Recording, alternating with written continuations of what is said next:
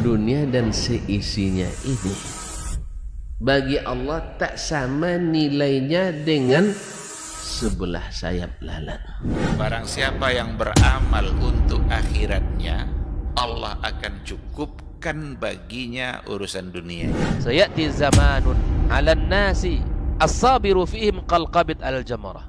Akan ada satu masa di akhir zaman yang berpegang teguh dengan agamanya seperti orang yang sedang memegang bara api.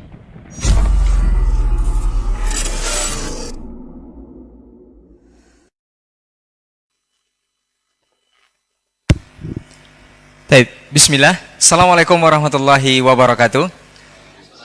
Alhamdulillahirabbil alamin wassalatu wassalamu ala asyrafil anbiya'i wal mursalin wa ala alihi wa ashabihi ajmain, amma ba'd.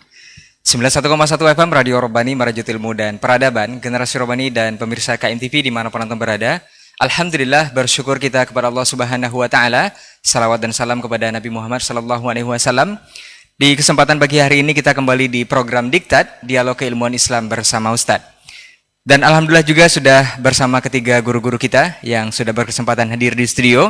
Di pagi ini kita akan mengangkat sebuah bahasan yang kita beri judul Garis-garis besar haluan niat. Ini memang perkara yang sangat penting sekali, menjadi yang asasi sekali dalam setiap ibadah yang kita lakukan. Taib, seperti apa dan bagaimana nanti kita akan berbincang bersama guru-guru kita ini, dan kita akan mendengarkan masing-masing penjabaran dari beliau. Taib, Generasi Rabbani dan pemirsa KMTV, sebelum kita mulai, kita sapa dulu yang sudah hadir di studio. Ada guru kita, Ustaz Dr. Dasman Yahya Ma'ali LCMA Hafizahullah Ta'ala. Assalamualaikum Ustaz. Khair Ustaz, ahlan Ustaz. Hayakallah Ustaz. Taib, kemudian ada guru kita Ustaz Dr. Hidayatullah Ismail LCMA Hafizahullah Ta'ala. Assalamualaikum Ustaz. Kabar baik Ustaz ya? Alhamdulillah. Hayakallah Ustaz. Kemudian ada guru kita Ustaz Dr. Helmi Basri LCMA Hafizahullah Ta'ala. Assalamualaikum Ustaz. Alhamdulillah, kabar baik Ustaz ya? Taib, barakallahu fiik Ustaz. Taib, Generasi Rabbani dan pemirsa KMTV, untuk tidak memperpanjang mukadimah, kita akan langsung saja seperti biasa kepada pembahasan. Untuk pertama kita minta kepada guru kita Ustaz Dr. Dasman Yahya Ma'ali LCMA Hafizahullah Ta'ala. Faliyatafaddal mashkura Ustaz. Naam.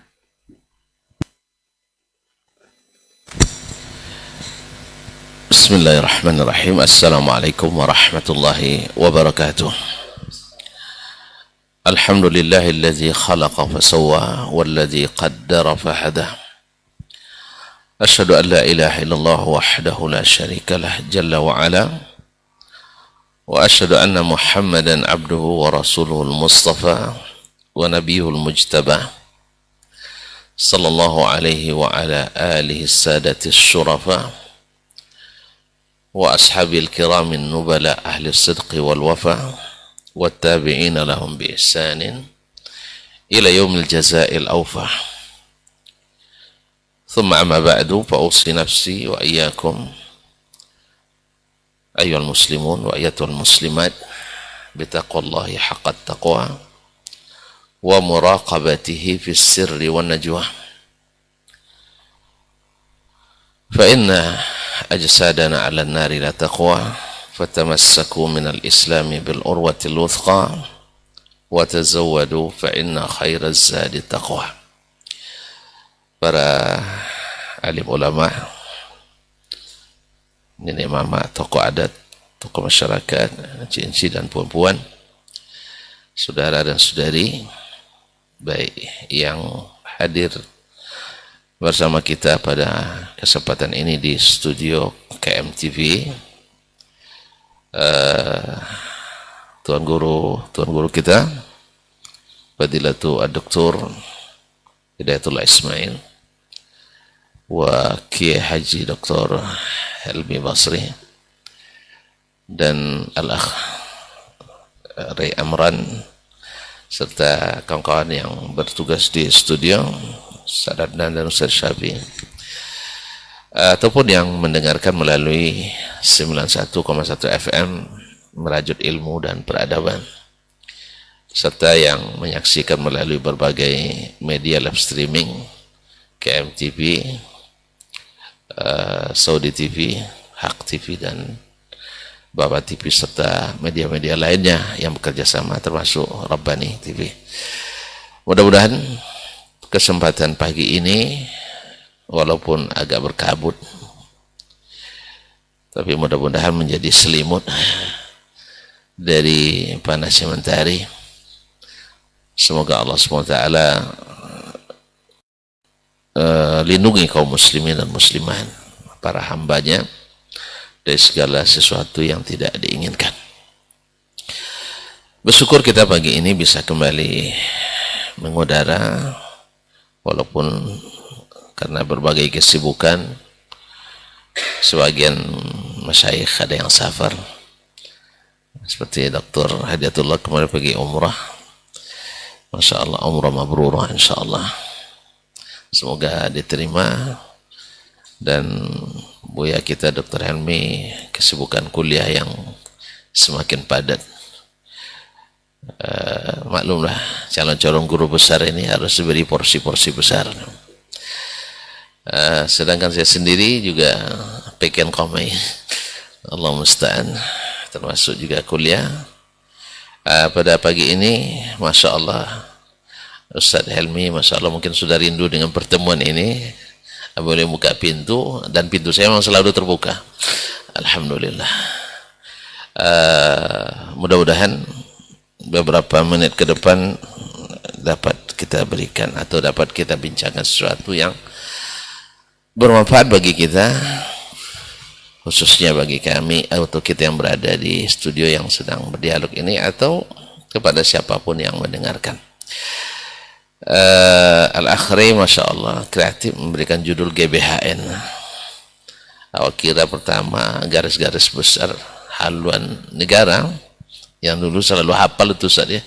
Masya Allah, tabarakallah. Ternyata garis-garis besar haluan niat.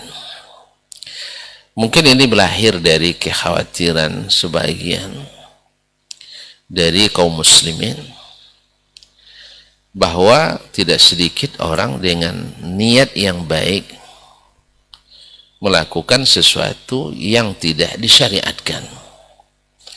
Bahkan ada hal-hal yang jelas-jelas melanggar, dan kadang-kadang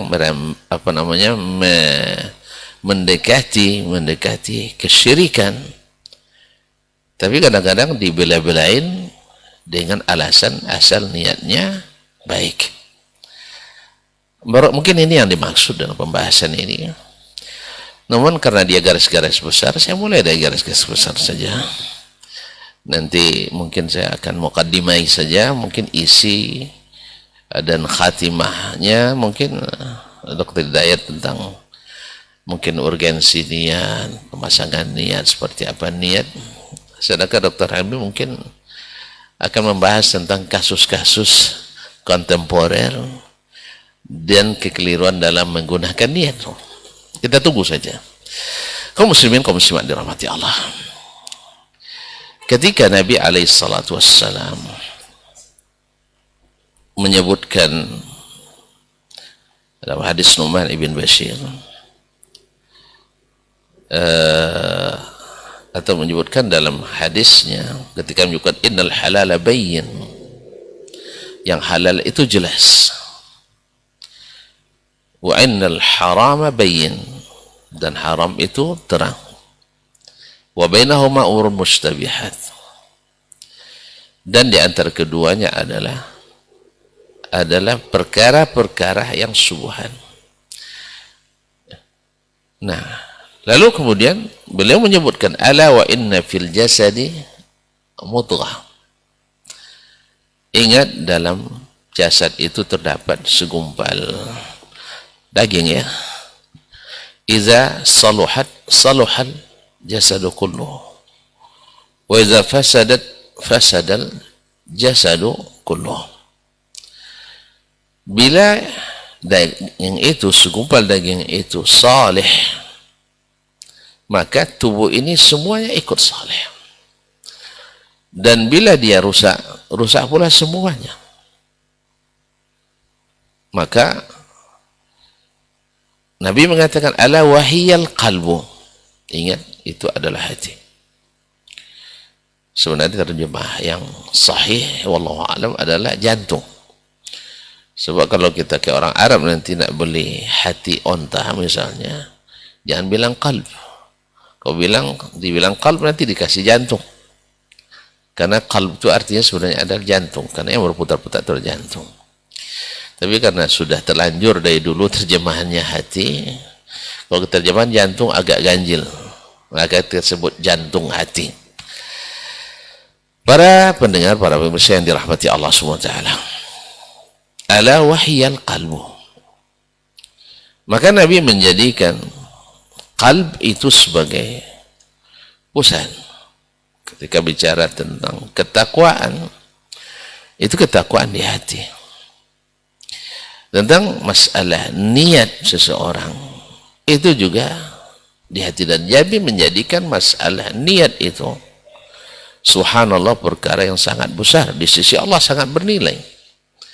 Bahkan hadis sebutkan niatul mu'min khairun min amalih. Niat seorang orang beriman itu lebih baik daripada amalnya. Gimana bisa lebih baik? Satu, orang berniat buat kebaikan dapat pahala sempurna, baru niat. Tapi ketika dia kerjakan, barangkali belum tentu sempurna bila niatnya tidak baik atau niatnya kurang baik. Tapi kalau dia berniat tak jadi dikerjakan, maka langsung dapat pahala satu sempurna. Tapi kalau seandainya dia kerjakan tidak sempurna, maka gara-gara tidak sempurna niat tadi, maka bisa ini. Yang kedua, niat juga bisa membuat batalnya amal atau sahnya amalan. Makanya kalau berubah niat, bisa merubah amalan yang sah menjadi amalan yang batil. Seperti akan dibahas oleh para fuqaha di dalam masalah-masalah fikih. Misalnya, seseorang salat asar. Di awalnya dia niat salat asar. Lalu di tengah salat asar, ingat salat zuhur belum didirikan. Maka dia mungkin ingat bahwa zuhur mesti didahulukan dari asar. Maka dia rubah niatnya dari asar ke zuhur. Maka kita katakan perubahan ini membatalkan kedua-dua salat tersebut. Salat zuhurnya batal karena dia sendiri yang batalkan, merubah niatnya. Salat asarnya batal karena tidak dimulai dari awal. Ini banyak kasus-kasus dalam masalah ini. Atau misalnya orang niat salat mutlak, sunat mutlak sebelum azan subuh misalnya. Nah, setelah sedang salat, azan orang selesai dia masih salat di masjid itu, nunggu sebentar sekali, lalu dirubahnya dari niat salat mutlak menjadi salat sunat subuh. Maka kita katakan, atau ulama menyebutkan, ini juga membatalkan salat kedua-duanya. Salat mutlaknya batal, salat sunatnya batal. Tapi sebaliknya sah. Sebaliknya sah. Misalnya dia salat sunat muqayyad, khusus dengan niat khusus, salat sunat subuh misalnya. Lalu orang mau ini, atau misalnya yang lebih pasnya mungkin salat sunat zuhur 4 rakaat dia niatkan, karena ada yang mengatakan 4 rakaat sekali salam. Lalu ketika dia sedang salat, 4 kan terlalu panjang, orang mau salat zuhur berjamaah, akhirnya dia rubah menjadi salat sunat mutlak karena bisa dijadikan 2. Maka dalam hal ini ulama menyebutkan sah perubahan niat ini. Sebab apa? Sebab di dalam sunat muqayyad tadi terkandung niat salat sunat mutlak, tapi tidak sebaliknya. Ini mungkin Ustaz Helmi lebih menyebutkan lebih detail dalam masalahnya. Saya kan garis-garis besar saja. Jadi begitu pentingnya niat, sehingga para ulama memberikan pembahasan dalam masalah ini dalam buku-buku yang Masya Allah ada yang sampai 2 jilid, An-Niyat fil Ibadat, ada yang 1 jilid. Dan itu pun subhanallah masih tetap ada hal-hal yang kadang-kadang tidak ini, saking pentingnya masalah niat itu. Ada seorang murid masuk atau di dalam suatu majelis, melihat gurunya mau datang, dia berdiri dan bukakan pintu. Lalu Syekh pegang tangan anak itu. Apa yang kamu niatkan tadi? Dia bilang, niat buka pintu aja. Niat buka pintu. Dia tidak paham pertanyaan Syekh. Apa niat kamu bukakan pintu itu apa? Dia buka pintu aja. Nah, di sini pentingnya niat itu. Kalau kau niatkan membuka pintu untuk mengkhidmat Syekh, niatnya mendatangkan pahala. Kalau kau niat berdiri tadi, bertemu dengan Syekh, bertanya, dia perlu minum atau tidak, kau siapkan minumnya, niat lagi. Atau dia berniat bertanya, dia sedang lapar dan sebagainya, niat lagi. Walaupun semua mungkin tak jadi kau kerjakan, itu sebabnya niatul mu'min khairun min amalihi. Ya, seorang mukmin lebih bagus daripada atau lebih baik daripada amalnya. Berapa banyak orang dengan niat mendapatkan pahala orang yang berbuat. Barangkali tonton perempuan masih ingat hadis tentang ad-dunya li arba'i nafar. Ad-dunya li arba'ati nafar. Dunia itu milik 4 orang. Yang pertama, rajulun atahu Allahu ilman wa malan. Satu, laki-laki yang Allah berikan harta dan ilmu. Fa ya'mal wa yu'allim wa yunfiq bima atahu Allah min fadlih. Bahwa fi ahsani hal. Ilmu ada, harta punya. Dan kedua-keduanya sakharahuma fisabilillah. Keduanya di jalan Allah. Bahwa fi ahsani hal. Orang ini orang yang keadaannya terbaik. Nikmat harta, nikmat ilmu dan amal. Subhanallah. Wa rajulun lam yu'tihi Allahu malan wala ilman. Walakin tamanna law anna Allah atahu ilman wa malan la fa'ala misla amali fulan al-awwal atau ahsan minhu. Andainya, tapi dia bercita-cita, andainya saya mendapatkan harta dan ilmu seperti si fulan, maka saya akan mengamalkan seperti apa yang diamalkannya atau lebih. Kata Nabi SAW, huma fil ajri sawa. Kedua-duanya pahalanya sama. Allah. Ya tidak perlu sedih, tidak ada piti banyak Ustaz ya. Tidak perlu sedih. Kita niat. Tapi Allah Maha tahu. Ini bukan dibuat-buat ya. Karena dalam hadis juga disebutkan man talaba asy-syahadata sidqan min qalbi. Naam, kataballahu lahu ajra syahid wa in mata ala firashi. Siapa yang benar-benar jujur minta mati syahid kepada Allah tabaraka taala, Allah beri pahala syahid walaupun dia mati di atas tempat tidurnya. Tapi Allah tidak bisa kita tipu. Ini benar-benar niatnya seperti itu. Andainya saya diberi, saya akan melakukan lebih seperti yang dia lakukan atau lebih. Huma fil ajri sawa. Ada 2. Yang ketiga, rajulun atahu Allahu malan wa lam yu'tihi ilman. Diberi harta tapi tak berilmu.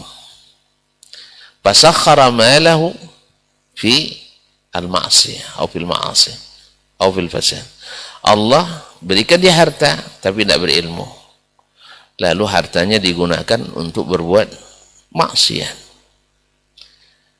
Maka dia fi aswa'i halin. Orang ini kondisinya paling buruk. Jadi banyak harta itu belum menjamin kondisi baik kecuali sudah diiringi dengan ilmu.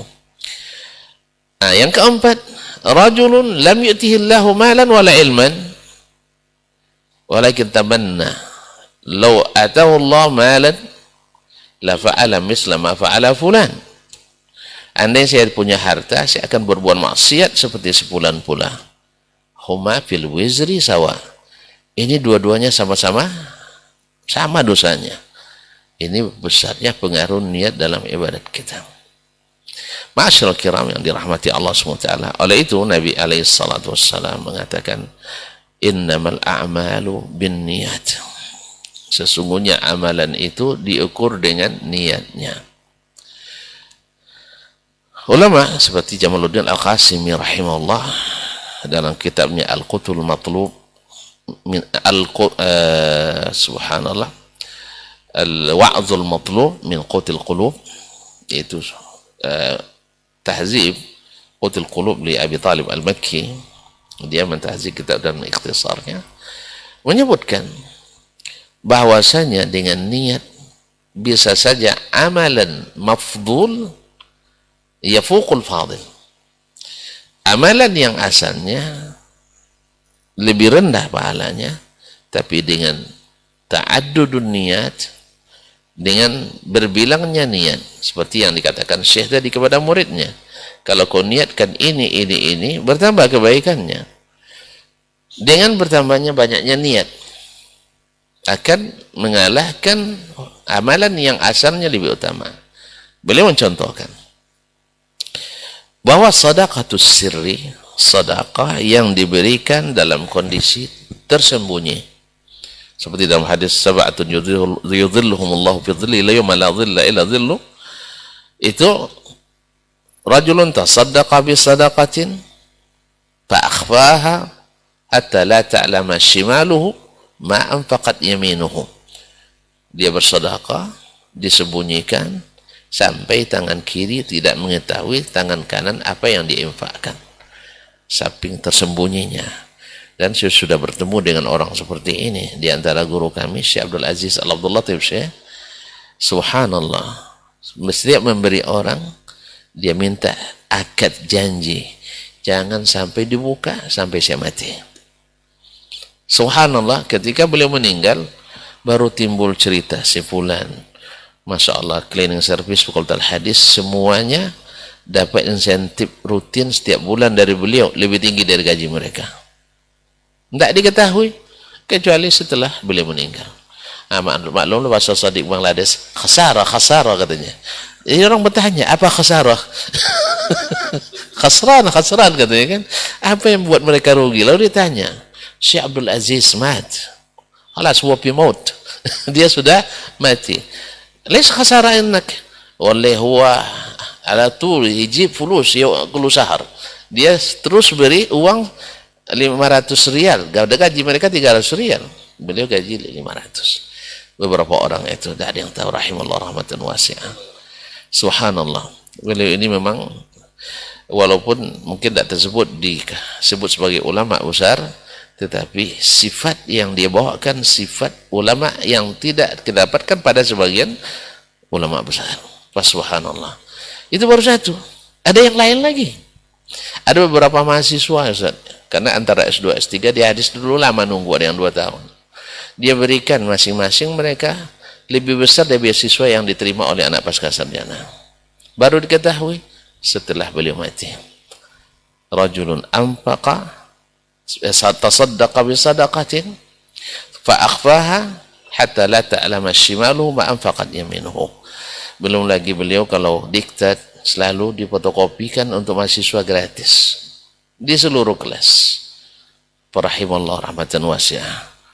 Dan susah memang dicari seperti beliau dari para pengajar kita. Nah, yang seperti ini pada asalnya disembunyikan lebih bagus, tapi ada kalanya di sebagian momen sedekah yang diiklankan alaniyah bisa mengalahkan itu. Dengan apa? Dengan niat. Seorang yang dipandang ketika dia bersedekah bisa menjadi contoh bagi yang lain.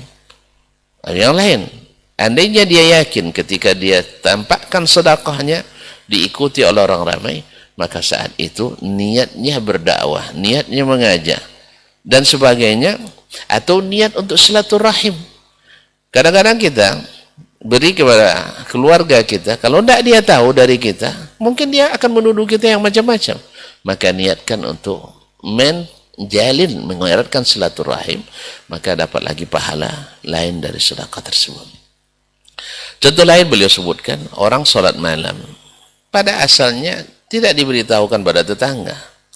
Tapi kalau kita tahu bahwa kalau kita bangun lebih awal, terdengar oleh tetangga, mereka ikuti, maka niat membangunkan itu adalah pahala lagi. Karena man sanna fil islami sunnatan hasanah falahu ajruha wa ajru man amila biha min ghairi an yanqusa min ujurihim syai'ah. Siapa yang mencontohkan contoh yang baik dalam Islam, maka Allah berikan pahala seperti pahala orang yang mengerjakan tanpa mengurangi pahala orang itu, dan seterusnya. Dan yang lebih dari itu semua bukannya seperti pahala, tapi sah tidaknya amal kita tergantung kepada niat kita. Oleh sebab itu, maka saya sudahi sampai di sini dulu seperti yang saya janjikan. Hanya pembuka, isi-isi daging-dagingnya ada pada Asy-Syaikhan insyaallah taala.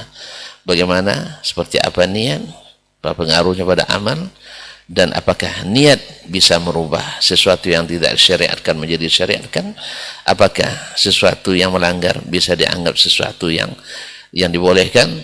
Nanti kita dengarkan daripada masyayikh kita. Terima kasih, mohon maaf. Wassalamualaikum warahmatullahi wabarakatuh. Waalaikumsalam warahmatullahi wabarakatuh. Baik, barakallahu fikum Ustaz. Jazakallah khairan untuk pendahuluannya. Kita akan dengarkan selanjutnya, seperti kata Ustaz, ini barangkali daging-dagingnya kita akan dengarkan dari guru kita, Ustaz Dr. Hidayatullah Ismail LCMA hafizahullah taala. Falyatafadhal mashkur Ustaz.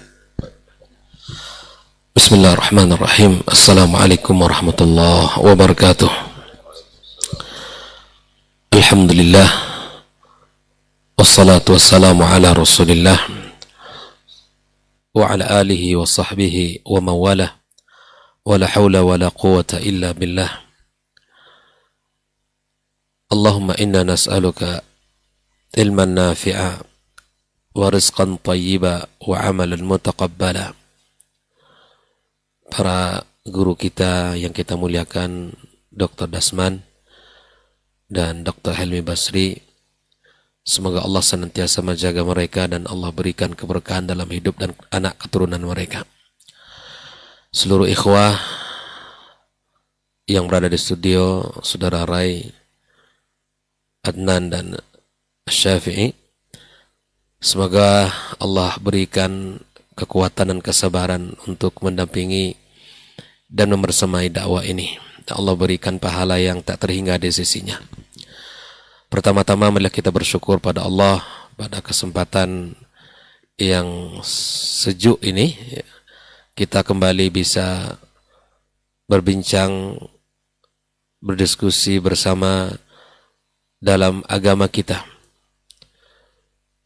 Tidak ada hal yang paling bermanfaat dalam kehidupan ini melainkan membincangkan sesuatu yang paling berharga dalam hidup kita, itu tentang agama kita, yang akan membawakan kita, yang menjadikan kita orang-orang yang senantiasa terukur dalam gerak dan amalnya. Apalagi pagi ini kita membicarakan tentang satu hal yang sangat urgent, yang sangat penting dalam kehidupan kita di dalam beramal, yaitu masalah niat. Ya. Karena niat adalah pondasi dari setiap amal kita. Dia akan bisa besar dan amalan itu bisa kecil. Seperti yang dikatakan oleh Abdullah bin Mubarak, ya. Rubba amalin saghirin tu'azzimuhu niyah. Karena niat betapa banyak amal yang kecil tapi akan bernilai besar di hadapan Allah Azza wa Jalla. Wa rubba amalin kabirin ya tusaghiruhu niyah. Sebaliknya pula ada amal yang besar ya, di hadapan Allah, tapi karena niat tidak betul maka tidak bernilai di sisinya. Oleh itu ikhwah fillah, bicara tentang niat adalah hal yang sangat utama dalam kehidupan kita. Kemudian kita memperbanyak ucapan salat dan salam untuk Nabi besar Muhammad sallallahu alaihi wasallam. Mudah-mudahan kita semua diberi taufik oleh Allah untuk bisa meningkatkan ittiba' kita kepadanya, membuktikan kecintaan kita kepada baginda kita alaihi salatu wassalam qaulan wa fi'lan, baik itu secara lisan maupun amal nyata dalam kehidupan, sebagai bentuk bukti cinta kita kepadanya. tidak ada seseorang yang bisa mencontoh Nabi dan bersemangat mengikuti Nabi sallallahu alaihi wasallam melainkan taufik dari Allah Subhanahu wa taala. Ini yang kita selalu minta kepada Allah agar kita senantiasa dikaruniakan, diberikan, dilimpahkan kemudahan untuk bisa mengikuti sallallahu alaihi wasallam sampai ya kita meninggal dunia. Ikhwafillah, kaum muslimin dan muslimat, saudara-saudari para pendengar KMTV dimanapun berada, dan saya akan awali bagian saya dengan satu firman Allah Subhanahu wa taala, ya, wa ma umiru illa liya'budullaha mukhlishina lahuddin hunafa. Ini adalah pesan Allah kepada kita bahwa tidaklah kita diperintahkan Allah Azza wa Jalla melainkan kita harus mengikhlaskan seluruh apa yang kita kerjakan untuk Allah Azza wa Jalla. Mengikhlaskan ketaatan kita, baik itu amal-amal yang sifatnya adalah amalul qalb, amalan hati kita. Kemudian baik itu sifatnya amal al-lisan, amal lisan kita, maupun amal jawarih, yang semua itu adalah diperlukan keikhlasan untuk Allah Subhanahu wa taala. Makanya kalau kita perhatikan ya, kitab-kitab para ulama, mereka memulai ya, sekaliber Imam Bukhari dan Imam An-Nawawi, ya, mereka menempatkan posisi hadis yang pertama mereka tulis adalah hadis yang berkaitan dengan niat, sebagaimana telah dijelaskan Syekh kita tadi, bahwa hadis itu apa? Hadis tentang niat. Innamal a'malu bin niyah, ya. Amal itu memang tergantung kepada niat. Ukuran pahala kita di sisi Allah, diterima atau tidaknya di sisi Allah, itu tergantung kepada niat seseorang. Maka ikhwafillah, setiap kita harus berusaha untuk menjaga niatnya, ya. Karena niat, sebagaimana Syekhul Islam mengatakan, ya, an-niyatu lil amali karruhi lil jasad, ya, bahwa niat itu, kedudukan niat bagi satu amalan bagi perbuatan kita seperti mana ruh, ya, kedudukan ruh bagi jasad kita. Apalah artinya jasad kita tanpa ruh? Dan tidak akan bergunanya satu amalan tanpa niat. Nah, inilah Syekhul Islam juga mengatakan al-ikhlasu huwa haqiqatul Islam. Keikhlasan itu adalah hakikat Islam. Sebagaimana kata beliau, li'anna al-islama al-islamu lillahi bitauhid. Al-islamu lillahi bil ibadah la li ghairi. Kita berserah diri kepada Allah dengan ibadah kita, ya, tidak kepada yang lain. Inilah hakikat daripada keikhlasan itu adalah huwal Islam. Islam itu mengajarkan kita kepada, ya, mengajak kita untuk mengikhlaskan seluruh apa yang kita kerjakan lillah Subhanahu wa ta'ala. Maka ikhwafillah rahimakumullah, ada perkataan ulama salaf ketika berbicara tentang hati, bicara tentang cinta kepada Allah dan keikhlasan kepada Allah. Di antaranya apa yang dicontohkan oleh mereka tentang sahabat Nabi yang mulia Abu Bakar As-Siddiq radhiyallahu taala anhu, ya, bahwa al-martabah, ya, setelah Nabi SAW, kedudukan setelah Nabi yang mulia sallallahu alaihi wasallam, manusia yang terbaik di muka bumi adalah beliau Abu Bakar As-Siddiq radhiyallahu taala anhu.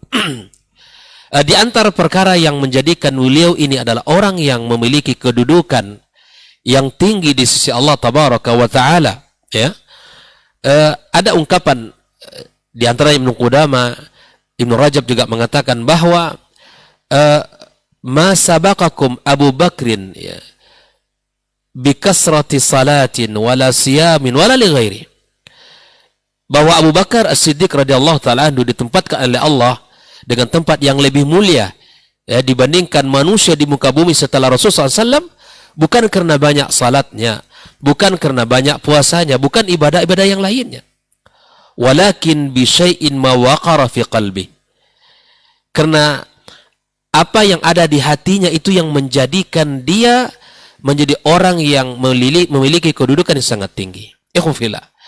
Keikhlasan beliau kepada Allah, kecintaannya kepada Allah Subhanahu wa taala, sehingga ya di antara beliau subhanallah, di antara manaqib beliau di mana banyak sekali membebaskan para budak-budak, ya, orang-orang lemah, orang-orang yang tidak dipandang ya di kota Mekah di saat itu. Dengan harta yang ia miliki, dengan kekayaan yang ia punya, dibebaskan para budak-budak, dibebaskan ya orang-orang lemah di sana. Sampai ada yang mengatakan, ya Abu Bakrin, wahai Abu Bakar, kenapa engkau tidak ya pilih orang-orang yang kuat, orang-orang yang memiliki ya kekuatan dibandingkan orang-orang yang lemah-lemah yang kamu bebaskan ini? Sehingga kalau kamu bebaskan itu bisa membantu Islam, bisa menguatkan agama yang mulia ini. Lihat, jawaban yang sangat simpel yang beliau katakan adalah bahwa aku lakukan ini semua karena Allah Subhanahu wa taala. Yang lemah karena Allah. Ya, dibebaskan karena Allah. Tidak ada dia memandang hal-hal yang lain gitu ya. Yang penting dia lakukan itu karena Allah Tabaraka wa taala. Tidak dipandang yang lainnya, tapi dia inginkan bahwa dibebaskan karena Allah Tabaraka wa taala. Makanya di antara ciri-ciri ahli surga itu apa? Ya, innama nut'imukum liwajhillah la nuridu minkum jazaa'an wala syukura. Mereka itu ketika memberi tidak menginginkan balasan, tidak menginginkan pujian, tidak menginginkan ucapan ini dan itu, tidak. Tetapi mereka melakukan itu adalah karena Allah Subhanahu wa taala. Lalu apa yang harus kita lakukan, ikhwafillah? Karena niat merupakan adalah muara daripada niat itu akan menjadi muara ya segala amal kita, diterima atau tidaknya oleh Allah Tabaraka wa taala, maka perlu kita menjaga niat. Mulai kapan? Sebelum kita beramal. Sebelum kita melakukan satu amalan, satu ibadah kepada Allah Azza wa Jalla, maka perlu kita mengawal niat kita. Ya. Banyak orang ketika mungkin melakukan amal ikhlas karena Allah Subhanahu wa taala, tapi terkadang ketika dalam melakukan amal itu berubah niatnya. Maka yang kedua, kita harus menjaga niat kita di saat kita beramal. Ya. Apakah selesai? Belum. Apakah cukup kita mengawal niat sebelum kita beramal, kita qul lillah, atau di saat kita beramal misalnya kita jaga tetap niat kita cukup? Belum. Iblis dan syaitan tidak akan membiarkan kita seperti itu, tapi kita perlu untuk menjaga ruang setelah beramal untuk kita jaga niat kita lillah Subhanahu wa taala. Ya, misalnya ya orang-orang beramal ya seperti misalnya pergi umroh lah, misalnya tadi disebutkan ya. Awal niat umroh lillah tabaraka wa taala, karena Allah, ya, karena ini adalah sunnah dan perintah Nabi kita sallallahu alaihi wasallam, ya, niatnya lillah. Tapi ketika tiba-tiba di depan Ka'bah, ya kan, berubah, ya, ketika ingin berdoa kepada Allah, membelakangi Ka'bah karena ingin selfie. Misalnya begitu kan. Seharusnya dia berdoa kepada Allah Azza wa Jalla. Ya, maka berubah di situ niat-niatnya, nanti akan terganggu dan akan ternodai niat-niat itu. Ya. Atau misalnya bangun malam, ya misalnya bangun malam ini. Subhanallah, bangun malam misalnya. Ya, ketika bangun malam lillah Azza wa Jalla, ya kan? Ketika melakukan lillah tabaraka wa taala, tapi setelah selesai sholat terlihat HP, lalu ingin update status dan seterusnya. Alangkah indahnya suasana hati tadi malam. Masya Allah. Ya kan? Alangkah indahnya suasana hati tadi malam. Aku bersimpuh sujud di hadapanmu sehingga sajadaku basah. Ya Masya Allah. Nah, ini bisa merubah niat kita ini. Makanya subhanallah, ada di antara perkataan para ulama, ya, perkataan mereka ini begini. Lebih aku sukai tidak bangun malam, tetapi paginya aku menyesal kepada Allah, daripada aku bangun malam, tapi paginya aku ya ujub, sombong kepada Allah dengan apa yang kulakukan. Tapi ini maksudnya bukan melarang kita untuk qiyam, tidak ya. Tapi disinilah para ulama mencoba untuk mengawal hati kita itu, mengawal apa yang kita lakukan ya. Bukan sekedar niat. Nah, ini nanti pembahasannya Dr. Helmi ini. Bukan sekedar niat. Di dalam beramal bukan hanya sekedar niat. Melakukan amal saleh bukan sekedar niat. Tetapi subhanallah, kita harus mengawal dengan ya apa yang kita lakukan itu adalah lillah subhanahu wa ta'ala dan sesuai dengan ya tuntunan dari Nabi kita sallallahu alaihi wasallam. Sehingga Sufyan ats-Tsauri yang mengatakan ma'alastu syai'an ashadda alayya min niyati. Tidaklah ya ada hal yang paling berat untuk aku ya kawal, untuk aku coba ya memperbaikinya daripada niatku. Dan ikhwah fillah ya, Rasulullah sallallahu alaihi wasallam telah menggambarkan betapa menjaga niat itu sangat payah dan sangat panjang waktunya. Mulai dari sebelum kita beramal sampai di saat beramal sampai setelah kita beramal. Lihat, Nabi sallallahu alaihi wasallam mengatakan, hadisnya ya derajatnya makbul ya, laqalbu ibni adam ashaddu inqilaban atau taqalluban minal qidri idza istama'at ghalayana. Perhatikan bahwa hati anak Adam itu lebih cepat dia berubah, ya kan? Lebih cepat dia berbalik daripada apa? Daripada air yang sedang mendidih yang berada dalam apa namanya? Dalam bejananya. Dia akan melampaui itu. Bayangkan ikhwah fillah. Betapa cepatnya hati kita ini berubah. Maka perlu kita mengawal niat kita ya sebelum beramal, sesudah beramal, saat beramal dan sesudah beramal. Makanya itulah kata para ulama di antaranya Sufyan ats-Tsauri tadi, bahwa tidak ada hal yang paling berat untuk aku kawal dalam hidup ini melainkan daripada niat. Sehingga di antara ucapan para salaf ya, ucapan mereka begini tentang usaha mengawal niat itu.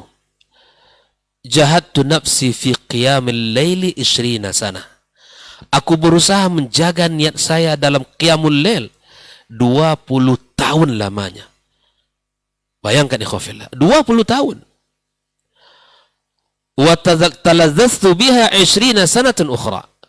Dan aku baru menikmati ibadah qiyam lail itu 20 tahun setelahnya. Yang mana kita ini ikhwafillah berubah terkadang niat-niat kita. Ya, terkadang subhanallah lillah azza wajalla, tapi kemudian setelah itu yang penting bahwa ketika kita jatuh ya bangun kembali. Ketika kita salah dalam berniat, kita luruskan kembali niat kita. Itu yang penting. Ya, di mana manusia penuh dengan khilaf dan salah ya. Penuh dengan kekurangan dalam kehidupan kita ikhwafillah. Di mana niat-niat yang salah tadi perlu kita luruskan. Ya, jatuh bangun kembali. Ya, kemudian kita jatuh bangun lagi, luruskan niat. Yang parah, yang jatuh tak bangun-bangun. Maka ikhwafillah, ini yang perlu diusahakan dalam setiap urusan kita. Karena nanti orang yang paling berbahagia di hari kiamat kelak bukan sekedar mereka yang beramal, tetapi orang-orang yang memiliki amalan yang bersangat kualitas di sisi Allah Subhanahu wa taala, memiliki amalan yang sangat unggul di sisinya. Allah tabaraka wa taala telah mengatakan di dalam sebuah ayatnya, alladzi khalaqal mauta wal hayata liyabluwakum ayyukum ahsanu amala. Fudail Ibn Iyad menjelaskan makna kata ahsan amal. Amal yang unggul itu yang mana? Ya kan? Maka beliau menyebutkan dengan dua syarat. Dengan dua syarat, yaitu ikhlas lillahi azza wa jal. Mengikhlaskan seluruh amal kita karena Allah dan ittiba'un Nabi sallallahu alaihi wasallam. Maka dari ayat ini kita dapatkan di dalam ibadah tidak hanya cukup niat baik. Tidak hanya cukup niat baik. Tetapi di dalam ibadah ini ikhwafillah mesti kita mencontoh Nabi kita sallallahu alaihi wasallam. Tidak cukup niat baik. Terkadang ketika kita mengingatkan orang di dalam kehidupan kita bahwa akhi ini amalan tidak disunnahkan Nabi sallallahu alaihi wasallam. Lalu apa jawabannya? Niat saya baik. Ini masalah ini keliru di dalam beramal. Niat baik tidak cukup, tapi harus ittiba kepada Nabi kita sallallahu alaihi wasallam. Sebagai bukti kita mencontohnya, sebagai bukti kita mencintai Nabi kita alaihi salatu wassalam. Saya akan berikan beberapa contoh ya, bahwa niat baik tidak cukup dalam ibadah. Di antaranya kisah sahabat ya yang dikatakan oleh Nabi SAW, wailun lil aqabi minan nar. Ini salah satunya. Bahwa ketika hadis ini, ya, ketika ancaman ini disampaikan oleh Nabi kita sallallahu alaihi wasallam, ini kan kisah para sahabat yang mereka bergegas berwudu karena salat asar sudah hampir gitu ya, takut ketinggalan waktu, habisan waktu, bergegas mereka berwudu sampai di antara sahabat Nabi tidak sempurna berwudunya, sehingga Nabi mengatakan wailun lil aqabi minan nar, celaka mereka yang berwudu. Subhanallah. Kalau kita katakan niatnya baik, Nabi biarkan itu. Tapi ketika wudunya tidak ittiba, tidak sesuai dengan apa yang dilakukan Nabi kita sallallahu alaihi wasallam, ya, maka disebutkan celaka bagi mereka. Bayangkan. Jadi niat baik tidak cukup, mesti dilengkapi dengan ittiba kepada Nabi kita alaihi salatu wassalam. Ya. Contoh kedua misalnya seperti yang disebutkan oleh Nabi SAW, mereka yang berpuasa tetapi dikatakan ulaikal usah. Ulaikal usah. Ini kan kisah ketika Nabi SAW dengan para sahabat dalam perjalanan Fathu Mekah, dan itu terjadi pada bulan Ramadan. Ya. Sampailah mereka Rasulullah di Qura'il Ghamim, kalau tidak salah hadis ya, Qura'il Ghamim. Fasaman nas, mereka juga berpuasa, para sahabat berpuasa. Ya kan? Nabi SAW meminta gayung air dan Nabi SAW minum. Artinya apa? Membatalkan puasanya karena dalam safar. Ya, dalam safar. Sampailah berita kepada Nabi SAW, ada di antara sahabat ini sudah asar menjelang maghrib, waktunya sudah hampir berbuka ini. Hampir berbuka. Tapi ada sahabat-sahabat yang menginginkan puasa, menyempurnakan puasanya. Padahal Nabi sudah berbuka, ikhwafillah. Perhatikan hadis ini. Ulaikal usah. Ulaikal usah. Mereka itu orang yang durhaka. Bayangkan, orang berpuasa, menyempurnakan puasanya sampai terbenam matahari, dikatakan oleh Nabi sallallahu alaihi wasallam, ulaikal usah, ulaikal usah. Apa sebab? Apakah karena niat yang tidak baik? Bukan. Niat mereka baik. Niat mereka adalah melaksanakan perintah Allah Azza wa Jal. Tetapi tidak ittiba kepada Nabi kita sallallahu alaihi wasallam. Manusia yang paling terbaik di sana itu siapa? Rasulullah. Tapi dia membatalkan puasanya. Ya kan? Minum dia. Batal puasanya. Sehingga orang-orang yang melanjutkan puasa itu dikatakan oleh Rasulullah SAW, ulaikal usah. Saya katakan, dalam ibadah tidak cukup niat baik, tetapi mesti ittiba kepada Nabi kita sallallahu alaihi wasallam.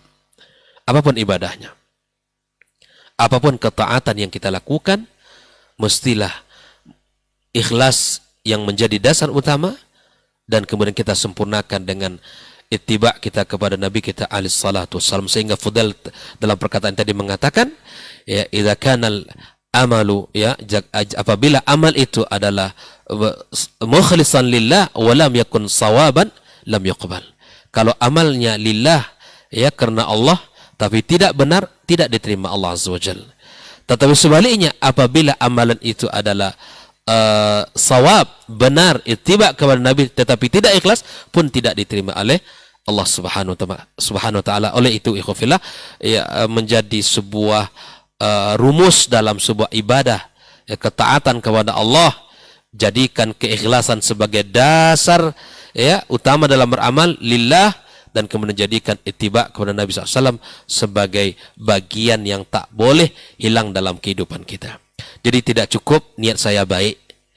Dalam contoh yang sangat banyak, ya, seperti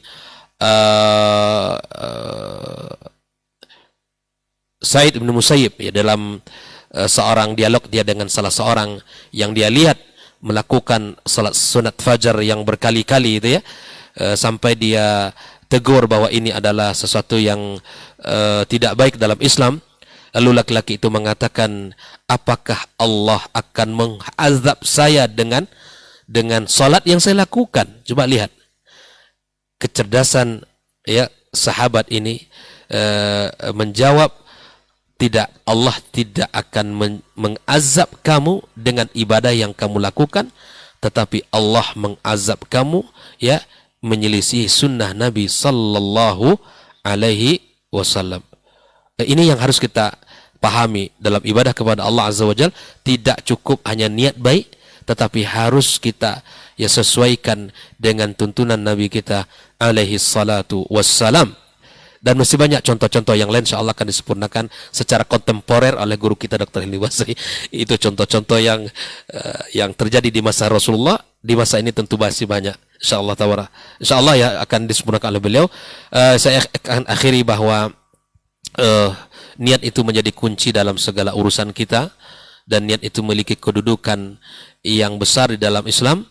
Bahkan seperti yang dikatakan oleh guru kita tadi, bahwa niat ya lebih penting daripada amal kita. Bahkan terkadang Allah Subhanahu wa taala mencatat satu kebaikan di sisinya, hamba itu belum melakukan karena niat ya, karena niatnya. Banyak orang yang dicatat di sisi Allah ya kebaikan-kebaikan yang telah ia niatkan, tapi karena sesuatu dia tidak melakukannya, pahalanya sudah tercatat di sisi Allah Subhanahu wa taala. Ya, maka tidak cukup niat baik dalam ibadah. Seperti Abdullah ibnu Mas'ud katakan, kam min muridin lil khairi la yusibah. Ya, kam min muridin lil khairi la yusibah. Betapa banyak orang yang menginginkan kebaikan nggak dapat kebaikan itu. Jadi kebaikan tidak cukup dengan niat yang baik ya, tetapi harus ittiba kepada Nabi sallallahu alaihi wasallam. Ini yang harus kita sempurnakan dalam kehidupan kita ya. Banyak sekali orang-orang yang menginginkan kebaikan tetapi tidak didapatkannya karena tidak sesuai dengan ya apa yang dicontohkan oleh Rasulullah sallallahu alaihi wasallam. Dan pahala kita di Allah telah berbeda-beda ya. Berbeda-beda. Karena ibadah sendiri juga berbeda-beda. Ada ibadah kita yang disesuaikan berdasarkan tempatnya, berdasarkan waktunya, berdasarkan jenisnya, ya kan? Dan berdasarkan niatnya. Ini kalau dijabarkan panjang lagi nih, ya kan? Ibadah itu kan berbeda-beda. Jenisnya yang kita lakukan, ada ibadah wajib, ada ibadah sunnah, kan begitu. Dan ada ibadah di sisi waktunya. Ya, waktu yang kita kerjakan di malam itu berbeda dengan waktu-waktu lain, seperti Lailatul Qadar, ya. Khairum min alfi syahr, ibadah yang kita kerjakan di malam itu berbeda dengan ibadah yang lain karena malam itu dinilai oleh Allah seperti 1000 bulan. Tempatnya misalnya berbeda antara Masjid Nabawi dengan Masjidil Haram Mekah, ya, Al-Aqsa di Palestina berbeda, ya kan? Nabi mengatakan bahwa salat di Masjidil Haram bimi'ati alfi salatin fi ma siwa, 100.000 kali salat, ya. Subhanallah. 2 rakaat yang kita lakukan di sana sama dengan 100.000 yang kita lakukan di masjid selain Masjid Al-Haram. Ya, dan Masjid Nabawi misalnya salatu bi masjid hadza bi alfi salatin fi ma siwa. 2 rakaat yang kita lakukan di sana seperti 1000 kali salat. Ini berbeda waktu, berbeda tempat, berbeda jenis ibadah yang kita lakukan, dan berbeda niat. Ada orang yang niatnya lillah, ya, makanya man kana yuridul hayatad dunya wa zinataha, kata Allah, yang menginginkan dunia dan keindahannya, nuwaffi ilaihim a'malahum, ya, kami berikan kepada mereka sudah. Tetapi apa? Ya, di akhirat tidak Allah berikan. Ya, bahwa apa yang mereka niatkan di dunia ini Allah berikan seluruhnya. Ya, niat apa saja. Bahkan Allah katakan, ya, tidak akan dikurangi sedikit pun dari kebaikan yang Allah berikan kepada mereka. Maka kata kunci kita adalah niat, karena niat itu hakikatnya adalah Islam, dan Islam adalah berusaha diri kepada Allah, dan niat itu adalah sebagai, ya, kunci atas segala amal-amal yang kita kerjakan. Oleh itu, ikhwafillah, adalah nasihat untuk diri saya sendiri dan kita semua, agar kita senantiasa mengawal niat-niat kita, ya, agar senantiasa berusaha untuk menjaganya. Jangan sampai niat lillah ini akan terumbar, ya, kita ceritakan. Tidak perlu juga lillah, ini niat lillahi ta'ala gitu. Tidak perlu juga, sudah berikan. Apa yang kita lakukan tidak kita butuhkan, ya, jaza wala syukur, tidak perlu kita balasan, tidak butuh kata syukur. Tapi orang yang diberikan bantuan harus tahu pula, karena ada hadis Nabi mengatakan la yashkurillah man la yashkurin nas. Ini harus tahu diri juga. Mentang-mentang dia tidak butuh kata syukur, terima kasih, kita sendiri yang juga sadar gitu. Di sisi orang yang memberi tidak perlu pujian, tidak perlu sanjungan, tapi di sisi orang yang diberi mesti juga harus, ya, melihat hadis Nabi SAW, kita tidak akan pandai bersyukur kepada Allah selama kita tidak pandai bersyukur kepada manusia. Barakallahu fikum, ya, semoga Allah Subhanahu wa taala berkahi pertemuan kita ini. Allah berikan selalu niat-niat ikhlas lillah Subhanahu wa taala di dalam segala amal dan perbuatan kita. Wa sallallahu ala nabiyyina Muhammadin wasallam wa subhanakallahumma bihamdika asyhadu an la ilaha illa anta astaghfiruka wa atubu ilaik. Wassalamualaikum warahmatullahi wabarakatuh. Waalaikumsalam warahmatullahi wabarakatuh. Baik, barakallahu fikum, jazakallahu khairan. Lanjutan materi kita mengenai perkara niat ini, dan kita akan sempurnakan dengan mendengarkan materi dari guru kita Ustaz Dr. Helmi Basri LCMA hafizahullah taala. Falyatafadhal mashkur Ustaz. Bismillahirrahmanirrahim. Assalamualaikum warahmatullahi wabarakatuh. Alhamdulillahirabbil alamin wal aqibatu lil muttaqin wala udwana illa 'alal zalimin. Asyhadu an la ilaha illallah wahdahu la syarikalah wa asyhadu anna Muhammadan abduhu wa rasuluh la nabiyya wa la rasula ba'da. Terima kasih atas waktu yang diberikan oleh Saudara Ray. Pertama-tama marilah sama-sama kita memperbanyak ungkapan puji dan syukur kita kepada Allah Subhanahu wa taala.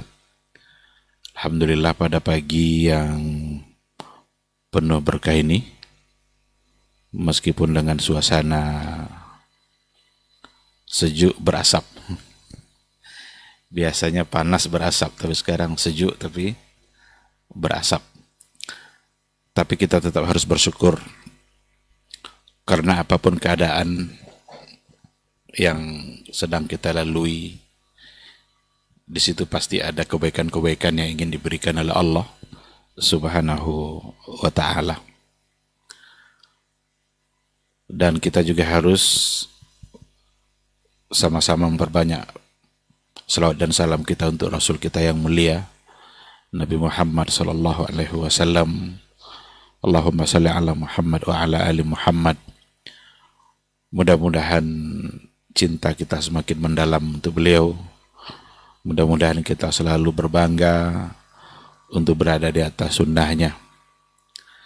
Kita berharap mudah-mudahan di hari akhir kelak kita bisa mendapatkan syafaat dan pertolongan dari beliau atas izin Allah Subhanahu wa ta'ala.